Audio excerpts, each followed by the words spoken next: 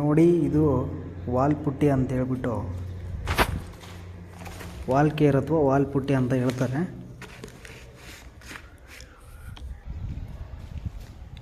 ಇದು ಒಂದು ಬ್ಯಾಗ್ ಬಂದುಬಿಟ್ಟು 40 kg ಇರುತ್ತೆ. ಒಳಗಡೆ ಈ ಥರ ವೈಟ್ ಸಿಮೆಂಟ್ ಥರ ಇರುತ್ತೆ. ಇದಕ್ಕೆ ವಾಟ್ರನ್ನ ಮಿಕ್ಸ್ ಮಾಡಿಬಿಟ್ಟು ಈ ಥರ ಮಷಿನ್ ಬರುತ್ತೆ. ಈ ಮಷಿನಲ್ಲಿ ಮಿಕ್ಸ್ ಮಾಡಿಬಿಟ್ಟು ಈ ಥರ ವಾಲ್ಗೆ ಅಪ್ಲೈ ಮಾಡ್ತಾರೆ. ಇಲ್ಲಿ ಯಾಕೆ ಗ್ಯಾಪ್ ಇಟ್ಟಿದ್ದಾರೆ ಅಂದರೆ, ಇಲ್ಲಿ ಹೊರಗಡೆಯಿಂದ ಸೀಪೇಜ್ ಬರ್ತಾಯಿದೆ ವಾಲಲ್ಲಿ, ಅದಕ್ಕೋಸ್ಕರ ಬಿಟ್ಟಿದ್ದಾರೆ.